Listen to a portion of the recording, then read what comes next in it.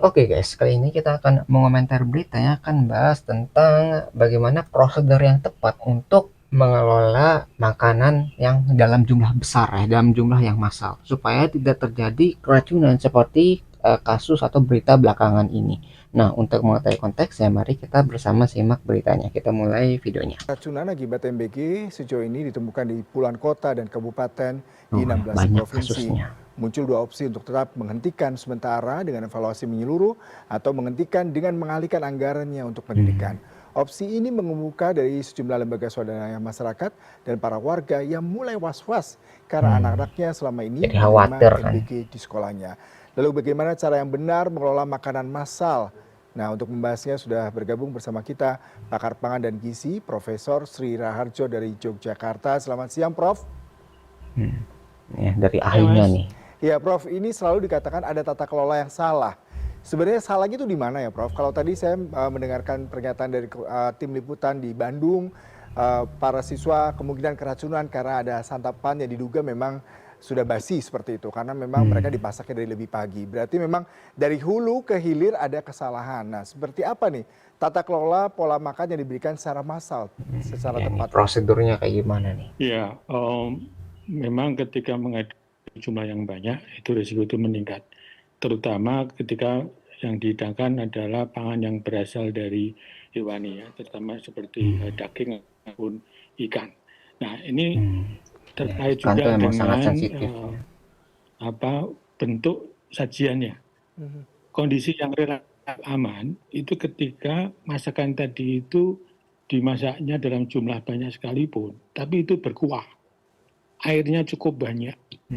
Karena media air itu menjadi media pemanas yang efektif yang bisa menjangkau seluruh bagian potongan daging ataupun potongan ikan itu. Jadi panasnya bisa tuntas, bisa untuk Merata yang melemahkan, penting ya. mematikan katakan bakteri atau mungkin racun dari bakteri yang ada di sana gitu ya. Tapi kan tidak semua hasil masakan yang dalam bentuk rebusan kuah banyak ini disukai oleh siswa gitu ya. Maka sebetulnya cara opsi yang lainnya yang mungkin lebih disukai bisa dikerjakan dalam jumlah banyak itu adalah dengan digoreng. Nah, Ya, dengan cairan dengan kan ya. digoreng, kenapa ini relatif juga aman? Karena goreng itu panasnya tinggi, ya. Jadi itu bisa dikerjakan waktunya juga relatif pendek, artinya jumlah banyak bisa diselesaikan cepat. Nah, tapi juga demikian, tidak selalu yang hidangan dalam hidangan ini disukai atau mungkin dalam waktu singkat anak-anak mungkin juga bosan. Maka yang menjadi opsi yang berikutnya adalah sedangkan masakan dalam jumlah banyak, tapi wujudnya atau kondisinya itu seperti yang tadi sempat disampaikan, misalnya cukup berbumbu ya, tidak berkuah banyak, tapi juga mungkin tidak digoreng, tapi dia berbumbu tadi atau yang ayam kecap seperti itu. Nah, ketika potongan-potongan daging atau mungkin ikan yang jumlahnya banyak dimasak dalam satu wadah yang cukup besar, bisa jadi masaknya juga tidak sekali kan, mungkin ada satu, dua, dan seterusnya. Ini belum tentu dalam sekali masakannya itu, setiap potongan daging ataupun ikan itu mendapatkan panas yang cukup. Jadi nggak mati Terutama ketika dalam bakterinya. satu wadah, satu wajan, satu tungku yang besar gitu, belum tentu semuanya mendapatkan panas yang cukup. Jadi gitu kan, kalau misalnya masak pakai rebus gitu kan, itu kalau benar-benar kecelup semua berarti kan merata panasnya, jadi sehingga nggak ada bakteri yang bisa bertahan dengan panas yang tinggi tadi. Ya misalnya direbus itu kan secara menyeruak ataupun digoreng, karena digoreng juga cairan kecelup secara merata, akhirnya benar-benar kering gitu, benar mati bakterinya. Tapi kalau misalnya tadi yang pakai bumbu terus hanya sebagian saja yang kena panasnya, itu panasnya nggak merata dan ada bakteri sedikit saja yang tertinggal, itu bisa aja berkembang biak menjadi lebih banyak. Itu bayangin ya, misalnya dalam waktu berjam-jam itu kan bisa mungkin ribuan sampai jutaan bakteri yang berkembang biak dalam makanan tersebut gitu. Jadi gara-gara sedikit ini, sisanya yang sedikit ini berkembang, itu akhirnya menjadi berbahaya ya, jadi jutaan mungkin Ketika bakterinya. dilakukan pemastian dengan ngecek katakan suhunya. Mestinya petugas di SPBG sudah dilengkapi dengan termometer metal itu untuk ngecek bagian Peralatannya. tengah dari bagian dalam dari potongan daging itu sudah mencapai suhu ya paling tidak itu harus di atas 75 derajat Celcius. Minimal Tapi kalau suhunya jumlahnya tuh. itu sama besar ya. Dan sering dilakukan pengaduan supaya untuk meratakan bumbu, meratakan pemasakan, ya. Kalau tidak disampling dengan pemeriksaan suhunya tadi, bisa jadi ada beberapa bagian dari potongan yang tadi yang lolos. belum tuntas masakannya. Nah, ini baru satu batch. Nah, padahal tidak selesai dalam sekali batch itu. Ya, berawalnya mungkin sampai 5, 6 batch. Variasi ketuntasan antar batch ini kan bisa juga tergantung dari kecermatan dari si pengolah gitu ya. Yang Kalau masaknya dia juga mungkin tuh. terburu-buru, mau disetor, maka itu harus dia lakukan, diakhiri pengolahannya sebelum waktunya padahal. Kondisi-kondisi Jadi kapabilitas atau kemampuan si yang masak juga, apakah benar-benar bisa masak secara sempurna atau tadi gara-gara terburu-buru, wah ini ngejar target nih, harus ngejar, misalnya harus ngejar 1000 padahal waktunya sangat singkat. Nah, karena keterbatasan kemampuan si pemasak ini, akhirnya yang masak ini tidak memasak makanan dengan sempurna. Jadi ada bagian-bagian tertentu yang tidak teraduk dengan rata sehingga panasnya itu tidak mencapai minimal 75 derajat Celcius. Ya, ketika nggak sampai segitu, bakteri yang ada itu mungkin masih ada yang hidup gitu. Jadi yang hidup sedikit tadi itu menyebabkan makanan itu tidak layak dikonsumsi dalam waktu yang panjang gitu ya. Misalnya kalau misalnya dalam waktu singkat mungkin bakteri masih sedikit, tapi kalau misalnya sampai berjam-jam gitu kan, mungkin nunggu dulu dan sebagainya, akhirnya bakteri menjadi sangat banyak ya. Prof, dengan kompleksitasnya proses memasak sebagai Sangat ujung tombak kompleks ya daripada makanan yang masalahnya. nanti dikonsumsi oleh siswa, ini membutuhkan skill, membutuhkan supervisi, dan membutuhkan evaluasi yang tepat. Nah, sejauh ini bagaimana Anda melihat? Karena memang kasusnya berulang terus Penilaiannya dan bagaimana nih? diasumsikan skill ataupun pengawasannya tidak berjalan secara ideal nih Prof. Sehingga kasus keracunan berulang kembali. ya betul, itu memang indikasikan pengawasannya tidak berjalan. Jadi kalau ini mau diperbaiki, maka pihak SPBG itu perlu lebih memastikan sebetulnya kapasitas seberapa sih yang dia bisa tangani dengan benar dari hari ke hari. Soalnya kalau melulu berdasarkan kontraknya misalnya ada 3 pack sehari, dan di sana ada daging atau mungkin ikan yang berisiko tinggi tadi, ini yang menjadi potensi keamanan pangannya ada di sana. Jadi seandainya mereka bisa menyadari bahwa kemampuan dia itu hanya bisa menyediakan katakan 500k atau 600k untuk satu sekolah atau mungkin hanya untuk 2 sekolah itu jauh lebih terjaga keamanannya dari sisi ketuntasannya dalam dia memasak gitu ya. Tapi Jadi ketika harus kapasitasnya kerjakan juga. dalam volume yang sangat banyak di luar batas kapasitas dia untuk bisa menyebut dengan benar, disitulah selalu akan muncul nanti. Ya. Jadi masalah ukuran dari dapurnya dan banyak pekerja yang mengerjakan makanan tersebut. Misalnya dapurnya kecil, cuma 6 orang gitu. 6 orang ini memiliki kapasitas berapa nih? Optimalnya berapa gitu. Jangan dipaksakan. Wah, dipaksain nih satu tempat produksi sampai ribuan gitu. Padahal kapasitasnya cuma 500 gitu. Nah, ini nanti kan jadi buru-buru. Nah, ketika ada buru-buru, masaknya tidak sempurna. Ketika masaknya nggak sempurna, bakteri tertinggal, berkembang biak dan akhirnya merusak kualitas dari makanannya yang harusnya bisa dimakan, bisa bergizi buat anak-anak, akhirnya jadi beracun gitu. Jadi kapasitas dari dapurnya itu harus diperhatikan juga. Ini misalnya 6 orang atau 10 orang ini bisa produksi berapa banyak untuk berapa sekolah, untuk berapa anak gitu. Jadi itu harus diperhatikan juga. Jangan sampai kapasitasnya sedikit dipaksakan sampai banyak. Nanti jadinya bisa berbahaya buat para konsumennya atau para siswa ini. Itu karena ada resiko tadi ya, bakteri yang tertinggal berkembang biak menyebabkan rusaknya kualitas makanan.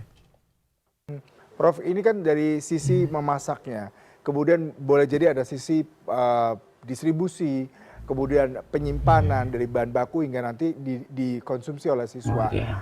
Celah mutunya mana yang menurut bagaimana Anda nih? selain tadi proses memasak yang perlu higienitas, suhu udara yang cukup tinggi untuk mencegah adanya bakteri dan mungkin penyakit lain yang menghinggapi makanan tersebut, apalagi nih Prof yang perlu diperhatikan sehingga tidak terjadi ada lagi kesalahan dalam proses memasak, distribusi dan dikonsumsi nantinya Prof.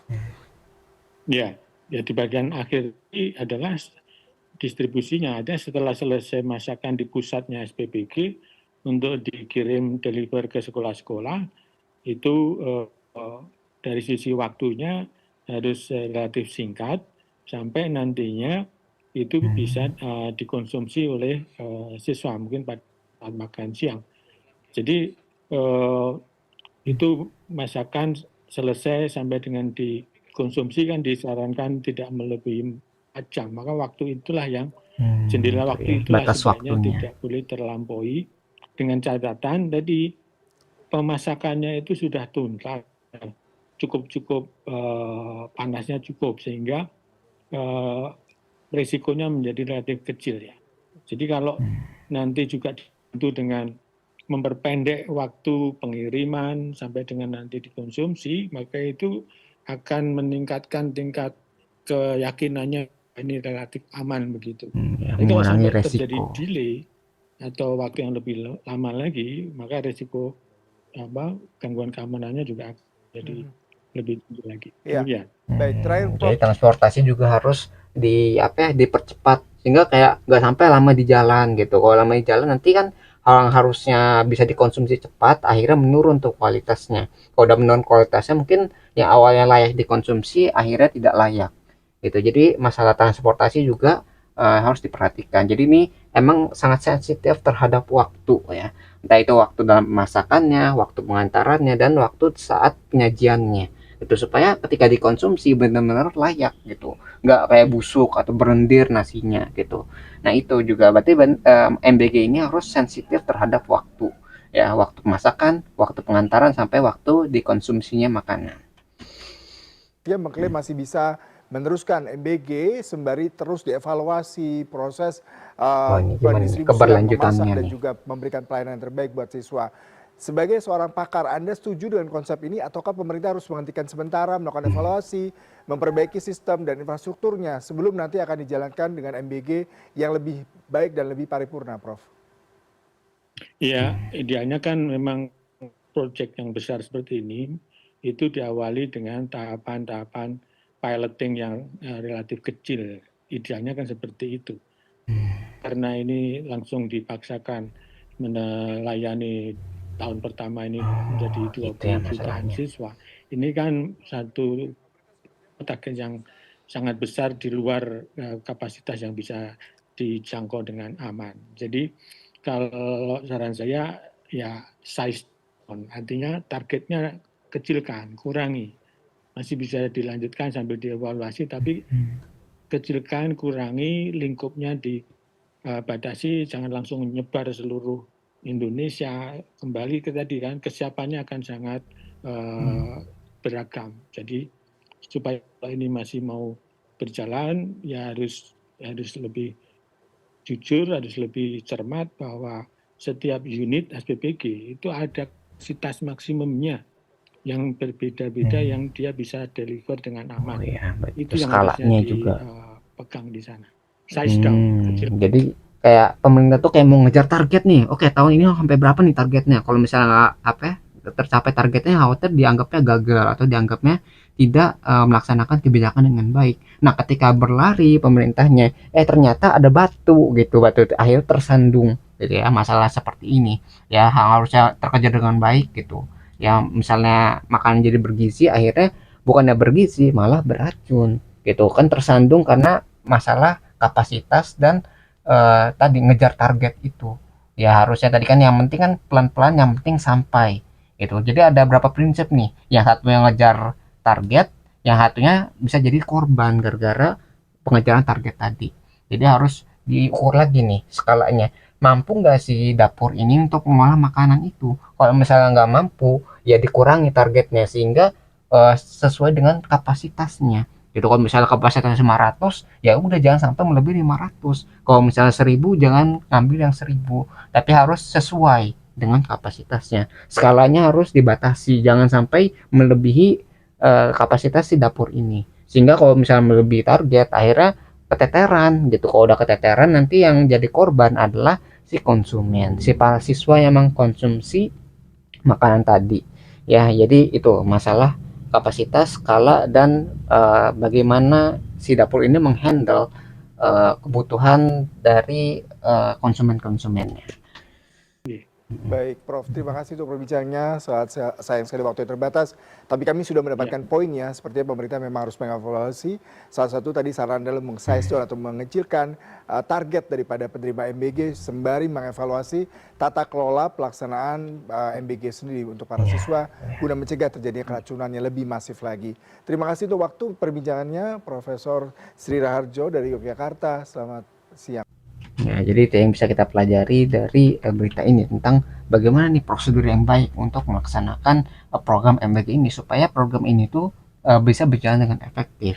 Jadi makanan yang bergizi bisa sampai dengan baik juga gitu kepada siswa atau kepada penerima manfaat.